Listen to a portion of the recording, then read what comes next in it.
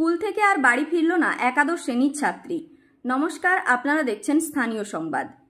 রাজনগর উচ্চ বিদ্যালয়ের একাদশ শ্রেণীর ছাত্রী বাড়ি থেকে স্কুলের নাম করে বেরিয়েছিল, তারপর আর তার বাড়ি ফেরা হলো না।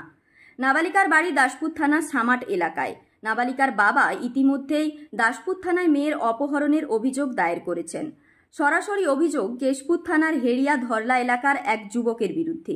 পুলিশ জানিয়েছে তারা অভিযোগ পেয়েই তদন্তে নেমেছে। ইতিমধ্যেই ছেলেটির মোবাইল ট্র্যাক করে তার স্থিতি জানার চেষ্টা চলছে। আরও কিছু তথ্য মিলেছে, তবে তদন্তের খাতিরে পুলিশ সেগুলি জানাতে নারাজ। তবে পুলিশের আশ্বাস খুব তাড়াতাড়ি অপরাধী তাদের জালে ধরা পড়বে।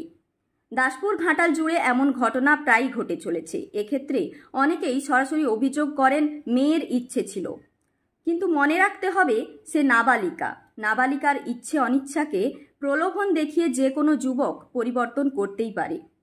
এক্ষেত্রে সম্পূর্ণভাবে আইনের কাছে দোষী ওই যুবকই। তাই প্রতি ক্ষেত্রেই এ ধরনের কাজ যারা করে থাকেন তাদের উপযুক্ত শাস্তি মেলে। ঘাটাল মহকুমার সমস্ত খবরের আপডেটের জন্য চোখ রাখুন স্থানীয় সংবাদের ডিজিটাল মিডিয়ায়। নমস্কার।